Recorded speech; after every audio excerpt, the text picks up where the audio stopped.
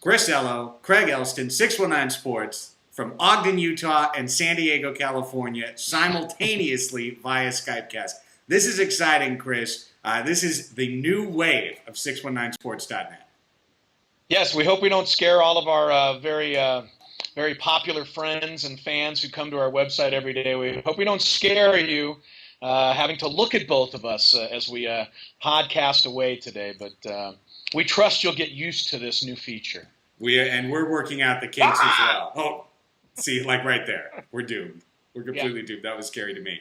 All right, let's talk a little bit about the Padres because San Diego has gone through another winless road trip, 0-6, got completely blasted out of Wrigley Field. And now you have a closed-door meeting held after the last game because we know that words are going to solve this problem for the San Diego Padres. And I did not know they had the closed-door meeting, Craig, being here in Utah. So, boy, I'm really happy to hear that. I figure that they should kick off a big winning streak here now any moment. Well, Bud Black is, because that's what he's good at, throwing chairs and upsetting the post-game spread, That's not exactly Look, you can't, and I know we can't blame Bud Black for any of this. I mean, come on. Oh, I know. I don't blame Bud Black for it. Don't get me wrong. The team is horrible. I just think it's funny when Bud tries to go against persona to try and shake things up. The question is, what do you do to shake things up? Or do you do anything? Because I think you're going to start to see pitchforks, the old, worse than that, the pitchforks and torches. You're just going to see empty sections of seats at Petco Park for this next homestand. Yeah, how do you think Jeff Moore is for the San Diego Padres? I mean, it's obviously one of the lowest points, I think, even in franchise history, isn't it, Craig? I mean, I know you can go back to the fire sale years and all of that, but, at least the fire sale team still had Tony Gwynn. There was still a reason to go out to the ballpark. And, once Tony retired and they had some tough years, at least you could hang around for Trevor time. You know what I'm saying? And you go back to the early, 70s and 1969 when the team was winning 52, 53 games. Well, it was an expansion team. It was still fun. You had downtown Ollie Brown and number 11 Enzo Hernandez. You know what I mean? You had some goofy things to think. Now, I mean, honestly, go to the ballpark. What are you going for? Adrian. Yeah, Adrian Gonzalez, I guess, but I mean, he, as great as Adrian is right now, he's certainly not to the lovable level of a Tony Gwynn or a Trevor Hoffman. And I mean, look at the immediate future, closed door meeting or not, maybe you try to get guys to focus a little bit more. You try to tell them to relax, everybody's trying to do too much. I think these closed door meetings are much about the same as all closed door meetings are about. But it's not going to change the fact that this team is going to keep losing. And eventually here in the next month or two, I got to believe they're going to trade Jake Peavy and try to get something for him. So it's just going to get worse. It's not like there's anybody on are we waiting for Chow Sung Beck to come back and save the season? That's the problem. Not enough Beck. No Beck. I mean, we were talking last week about, should you bring Heath Bell in a ball game in the 8th inning and maybe you pick up a couple of extra wins and that takes you from 70 to 72. And I said, you're absolutely ridiculous. 70 to 72. I mean, I'm thinking, 60 to 62. And the way it's going right now, Craig, they could challenge the expansion 69 Padres who, if memory serves me correct, and I think we've all tried to forget about it, we're 52 and 110. I mean, the way they're playing right now, that seems to me like that's going to be the final record. And I think the saddest thing of everything, Craig, is that it was 1.5 years ago, right? 18 months ago, that the Padres and the Rockies were getting ready for a one-game playoff to go to the National League playoffs. The Padres had a 2-run lead. Scott Hairston gave them the lead in that epic game. They were 3 outs away, and the Rockies came back, and it turned out to be the Rockies who went to the World Series.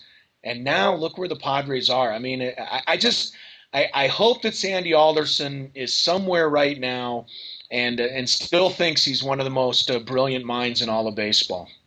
I would even go back 10 days before that landmark that you described of the Padres and Rockies. And I would go back to the Sunday between the Padres and Rockies at Petco Park when Milton Bradley stepped on Mike Cameron's hand and then got jiu-jitsu'd to the ground by Bud Black and blew out his knee.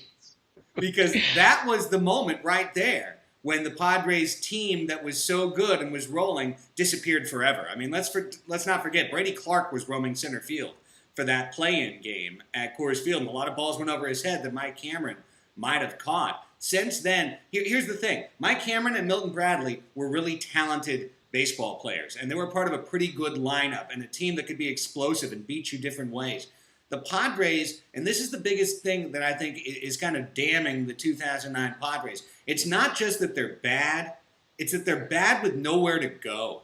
Adrian Gonzalez is the one guy out there that you say, okay, that's a star. That's a player that's going to be good for years to come. Is Headley that kind of player? So far, no good. Kevin Kuzminoff, now they're talking in the paper, time to let Kuzminoff go, send him to the minors, put Headley at third base. Just what you and I were talking about in a podcast at the start of this week. There are placeholders on the field where there are supposed to be prospects. Guys who are never going to be part of the next good team are fielding like 35% of the roster right now. And that, to me, is the biggest issue for the Padres. It's not that they're horrible. It's that there's really nothing to hang your hat on as an organization. Yeah, Nick Hundley might be a decent player. Chase Headley might be a decent player. But they don't really look like they're going to be a whole lot more than they are right now. Sure, you can have some patience, and maybe in a couple of years these guys become stars. But by the time that, let's say, Headley and Hundley do become star players, Craig, by the time they do, Adrian Gonzalez is going to be gone. I mean, you and I both know there's no way in the world they're going to be able to afford to keep this guy. As fantastic as he is right now, every home run he hits just moves him closer towards he's going to be leaving. There isn't a whole lot to be excited about. I mean, at least if you're a Nationals fan, I mean, the team isn't very good, but you're going to draft Steven Strasburg here in a month. You've already got George Zimmerman, who looks like a pretty good young prospect pitcher coming up. You've got, Elijah Dukes. You've got at least some up-and-coming players who might be good. We don't know for sure, but at least there's something to look forward to. This is as bad as it gets for Major League Baseball right now, and I just unfortunately don't have any other way to sugarcoat that. Do you? No, I think that right now the Padres are living down to every expectation that we had for them coming into the season. That 9-3 start got people all worked up, but look where they've gone from there. I mean, remember what I said during that 9-3 start. Enjoy it while you can, right?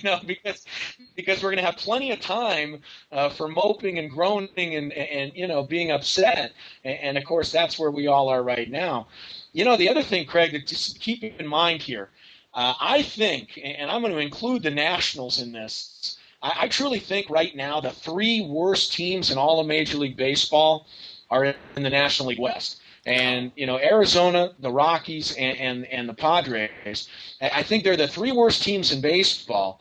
And I think that if the Padres go on to lose 100 games, 105 games, dare we say 110 games this year, it's going to be some kind of accomplishment because they're going to be losing all those games while they're playing in a division with two other horrendous teams. So this really has a chance to be a season of historical proportions, only it's a history that I know none of us want to really be a part of.